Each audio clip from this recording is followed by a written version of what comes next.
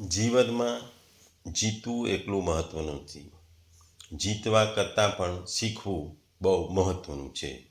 શીખેલું કદી નકામું જતું નથી અને એ જિંદગીમાં આગળ વધવા આપણને મદદ કરે છે અને કોઈ પણ પરીક્ષામાં પાસ થવામાં એ શીખેલું કામમાં આવે છે. એ જિંદગીની હોય કે સંસારની શીખ એ બહુ મહત્ત્વની છે. ભગવદ્ ગીતા અધ્યાય 4 શ્લોક 38. ગુજરાતીમાં કહીએ તો આ જગતમાં દિવ્ય જ્ઞાન જેવું કંઈ પણ ઉત્કૃષ્ટ અને પવિત્ર નથી. આવું જ્ઞાન સમગ્ર યોગ વિદ્યાનું પરિપક્વ ફળ છે અને જે મનુષ્ય ભક્તિ યોગમાં સિદ્ધ થઈ જાય છે તે સમય જતાં પોતાની અંદરના જ આ જ્ઞાનનું આસ્વાદન કરે છે. બીજા શબ્દોમાં કહીએ તો આ સંસારમાં જ્ઞાન જેવું પવિત્ર કરનારું નિસંદેહ બીજું કશું જ નથી. એ જ્ઞાનને ઘણા સમયથી કર્મયોગના આચરણ દ્વારા શુદ્ધાંતકરણ થયેલો માણસ આપમેળે આત્મામાં પામે છે. ભગવાન આ અધ્યાયના 33માંથી 37 શ્લોક સુધીમાં ભગવાને જ્ઞાનની પ્રશંસા કરી હતી. ને અહીં ભગવાન જ્ઞાન દ્વારા જ્ઞાન જેવું પવિત્ર કરનારું બીજું કશું જ નથી એવું કહે છે. જ્ઞાન અને એમાં દિવ્ય જ્ઞાન એ આપણા તમામ પ્રકારના પાપોને નષ્ટ કરવામાં મદદ કરે છે અને એ જ્ઞાનથી કર્મયોગને એ આપણને સિદ્ધિ તરફ લઈ જાય છે, જે આપણને આત્મામાં પામે છે. દિવ્ય જ્ઞાન કે જ્ઞાન એ આપણા માટે સૂર્યના જેવું જે જ્યારે સૂર્યનો ઉદય થાય છે ત્યારે જેવો પ્રકાશ ફેલાય છે, એવી રીતે જ્ઞાનથી આપણા જીવનમાં રહેલા અંધકારો દૂર થાય છે. અહીં ભગવાન કહે છે કે જ્ઞાન જે આપણને આપણી આજુબાજુ રહેલા ભ્રમ અને માયાની જે જાળ છે એને તોડી આપણને શુદ્ધ કરે છે અને આપણને જ્ઞાનથી આપણે કર્મયોગથી આપણે આત્મામાં પામીએ છીએ. આ શ્લોકમાં ભગવાન કહે છે કે જ્યારે પણ આપણે દિવ્ય જ્ઞાન વિશે વાત કરી છે ત્યારે આપણો આશય આધ્યાત્મિક જ્ઞાનનો હોય છે. આમ હોવાથી દિવ્ય જ્ઞાન જેવું કોઈ ઉત્કૃષ્ટ અને શુદ્ધ જ્ઞાન નથી. આપણા બંધનનું કારણ અજ્ઞાન છે અને જ્ઞાનથી આપણને મુક્તિ મળે છે. એ મોટામાં મોટું વસ્તુ છે.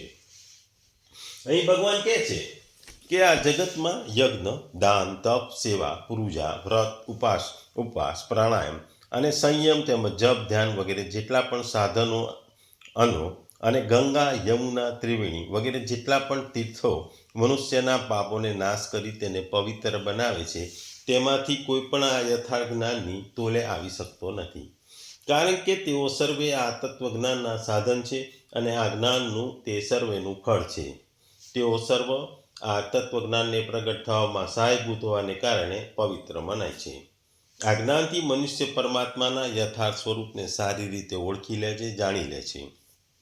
તે મનુષ્યમાં ખોટું બોલવું, ખોટું કરવું, કપટ કરવું, ચોરી કરવી, વ્યભિચાર કરવો વગેરે પાપોનો તથા રાગ, દ્વેષ, હર્ષો, અહંતા, મમતા વગેરે જ વિકારો અને અજ્ઞાનનો સર્વથા અભાવથી તે મનુષ્ય પરમ પવિત્ર બની જાય છે. તેના મન અને ઇન્દ્રિયો અને શરીર પણ અત્યંત પવિત્ર બની જાય છે. તેથી શ્રદ્ધાપૂર્વક તે મહાપુરુષના દર્શન, સ્પર્શ, વંદન, ચિંતન વગેરે કરવાથી, તેમની સાથે વાર્તાલાપ કરવાથી બીજા મનુષ્ય પણ પવિત્ર બની જાય છે. તેથી સંસારમાં પરમાત્માના તત્વજ્ઞાન જેવું પવિત્ર બીજું કંઈ નથી. આ સંદર્ભમાં એક વાર્તા આવે છે જે આપણે પ્રચલિત છે, જ્યાં રૂપની વાત આવે છે કે રૂપનું મહત્વ નથી, જ્યારે બીજી તમારી જે તમે મુક્ત છો એનું મહત્વ છે. જંગલમાં કાગડો ફરતો હોય છે ત્યારે એ તળાવમાં જોતો હોય છે તો એક સુંદર પક્ષી જોવે છે. એ હંસ હોય છે. એ સફેદ હંસને જોઈ ખુશ થઈ જાય છે અને કહે છે, આ કેટલો સરસ પક્ષી છે. એ હંસ પાસે જાય છે અને વખાણ કરે છે કે તમે તો ખૂબ જ સુંદર છો, તમે ખૂબ જ ધોળા છો, હું તો કાળો કાગડો છું. ત્યારે હંસ કહે છે, તમે મારા કરતાં પણ એક સુંદર પક્ષી બતાવો. ચાલો. એ બંને જંગલમાં જાય છે અને હંસ કાગડાને પોપટ બતાવે છે અને કહે છે, જુઓ આ પોપટ કેટલો કલરવાળો છે, એનો કંઠ જુઓ, એની ચાંચ જુઓ, એનો કલર જુઓ કેટલો સરસ છે. એ બંને પોપટ પાસે જાય એને પોપટના વખાણ કરે છે કે તમારો કલર રંગ બહુ સરસ છે. પોપટ આ બધી વાતો સાંભળીને કહે છે કે ચાલો તમને હું મારાથી પણ અતિ સુંદર પક્ષીને બતાવું. એ ગામને જંગલને પાર એક ગામમાં લઈ જાય છે જ્યાં એક મોરને બતાવે છે. મોરને જોઈને આ બધા ખુશ થઈ જાય છે કે મોરને પીંછા જુઓ કેટલો મસ્ત છે, કળા કરે છે, એ કેટલો સુંદર દેખાય છે.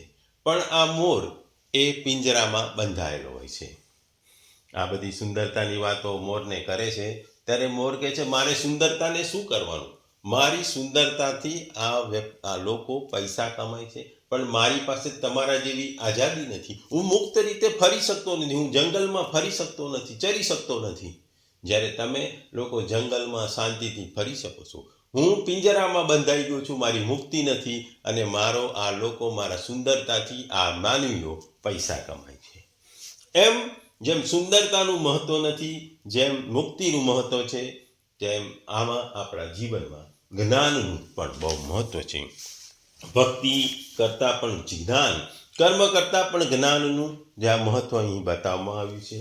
ભગવાન અહીં કહે છે કે આ જગત પ્રકૃતિના કાર્યરૂપે છે, અને આ જગતમાં જ્ઞાન જેવું બીજું કશું પણ નથી. સૌથી વધારે પવિત્ર કરનાર તત્વજ્ઞાન જ છે. પરંતુ જેઓ આ પ્રકૃતિથી સર્વતા અતીત એવા સર્વવ્યાપી, સર્વશક્તિમાન, સર્વલોક મહેશ્વર, ગુણોના સમુદ્ર, સગુણ, નિર્ગુણ, સાકાર, નિરાકાર સ્વરૂપ પરમેશ્વર છે, તેઓ આ પ્રકૃતિના અધ્યક્ષ છે. તેમના સ્વરૂપનો સાક્ષાત્કાર કરાવનારું તત્વ અતિ જ્ઞાન પવિત્ર છે. સર્વેના સર્વાધાર પરમાત્મા તો પરમ પવિત્ર છે જ. તેમનાથી જ્ઞાનને શ્રેષ્ઠ બતાવવામાં આવ્યું નથી, કારણ કે પરમાત્માની તુલનામાં બીજું કોઈ પણ નથી. તો પછી તેમના કરતાં શ્રેષ્ઠ કોણ હોઈ શકે?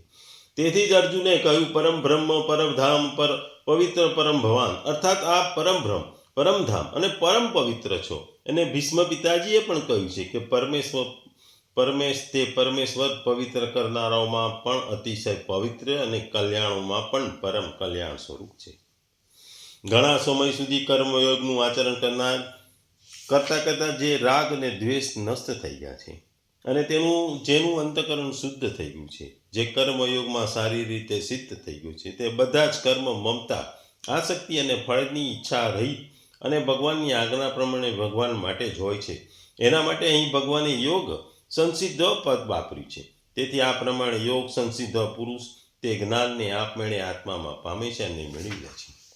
એ વાક્યથી એવું સમજવું કે જે સમયે તેનું સાધન પોતાની સીમાએ પહોંચી જાય છે, તે ક્ષણે પરમેશ્વરના અનુગ્રહથી તેના અંતઃકરણમાં આપમેળે તેના જ્ઞાનનો પ્રકાશ થાય છે. અહીં અભિપ્રાય એવો છે કે જ્ઞાનની પ્રાપ્તિ માટે સાધકે બીજું કશું જ કરવું પડતું નથી, બીજું કોઈ સાધન પણ કરવું પડતું નથી. જ્ઞાન મેળવવા માટે જ્ઞાનીઓ પાસે પણ રહેવું પડતું નથી. આમ કોઈ પણ બીજી સહાય અથવા સાધન વગર ભગવાનની કૃપાથી તેને જ્ઞાનને પામી જાય છે. ટૂંકમાં આ ભગવાન આ પ્રમાણે 34મા શ્લોકથી 37મા શ્લોક સુધી મહાપુરુષોની સેવા વગેરે કરી તત્વજ્ઞાનને પ્રાપ્ત કરવાનું કહી ભગવાનને તેના ફળનું વર્ણન કરી તેનું મહાત્મ્ય બતાવ્યું છે. તેથી એવી જિજ્ઞાસા થઈ શકે કે આ તત્વજ્ઞાની મહાપુરુષો પાસેથી સાંભળી તેના વિધિપૂર્વક મનન અને જ્ઞાન અને નીતિ વ્યાસનાદિ રૂપી જ્ઞાનયોગના સાધન વડે જ મેળવી શકાય છે, કે પછી તેને મેળવવા બીજો કોઈ માર્ગ છે. તેથી હવેના આ શ્લોકમાં ભગવાને જ્ઞાનનો મહિમા પ્રકટ કરતા ભગવાન કર્મયોગ વડે પણ તે જ્ઞાન આપમેળે મળી જાય છે એમ આ શ્લોકમાં કહે છે. અહીં ભગવાન કહે છે કે સગળી પવિત્રતાને મનુષ્ય લોકમાં જ પ્રાપ્ત કરવામાં આવે છે. પવિત્રતા પ્રાપ્ત કરવાનો અધિકાર અને અવસર મનુષ્ય શરીરમાં છે. એવો અધિકાર કોઈ અન્ય શરીરમાં નથી. અલગ અલગ લોકોના અધિકારો પણ મનુષ્ય લોકથી જ મળે છે. સંસારની સ્વતંત્ર સત્તાને માનવાથી અને તેના દ્વારા સુખ લેવાની ઈચ્છાના સઘળા દોષોને પાપો ઉત્પન્ન થાય છે. તત્વજ્ઞાન થતાં જ્યારે સંસારની સ્વતંત્ર સત્તા નથી રહેતી, ત્યારે સઘળા પાપો તો સર્વથા નાશ થઈ જાય છે અને પરમ પવિત્રતા આવી જાય છે. એટલા માટે સંસારમાં જ્ઞાનનું સમાન પવિત્ર કરવાવાળું બીજું કોઈ સાધન છે નહીં અને હશે નહીં. સંસારમાં ભગવાન કહે છે કે પરમાત્મા પવિત્રોના પણ પવિત્ર છે. એ જ પરમ પવિત્ર પરમાત્માનો અનુભવ કરવાળું હોવાથી તત્વજ્ઞાન પણ અત્યંત પવિત્ર છે, જેનો કર્મયોગ સિદ્ધ થઈ ગયો છે. અર્થાત કર્મયોગનું અનુષ્ઠાન સાંગોપાંગ પૂર્ણ થઈ ગયું છે તે મહાપુરુષ માટે અહીં યોગ સંસિદ્ધ કહેવામાં આવે છે. 6ઠ્ઠા અધ્યાયના 4થા શ્લોકમાં પણ તેને યોગારૂઢ કહેવામાં આવે છે. યોગારૂઢ થવું એ કર્મની યોગની અંતિમ અવસ્થા છે. યોગારૂઢ થતાં તત્વબોધ થઈ જાય છે. તત્વબોધ થતાં સંસાર સાથેનો સર્વથા સંબંધ વિચ્છેદ થઈ જાય છે. કર્મયોગની મુખ્ય વાત એ છે કે પોતાનું કંઈ પણ ન માનીને સઘળા કર્મો સંસારના હિત માટે કરવા. પોતાના માટે કંઈ પણ ન કરવું એ કરતાં સામગ્રી અને ક્રિયાશક્તિ બંનેનો પ્રભાવ સંસારની સેવામાં થઈ જાય છે. અને સંસારની સેવામાં પ્રવાહ થતાં હું સેવક છું એવો ભાવ પણ નથી રહેતો, અર્થાત સેવક નથી રહેતો, કેવળ સેવા રહી જાય છે.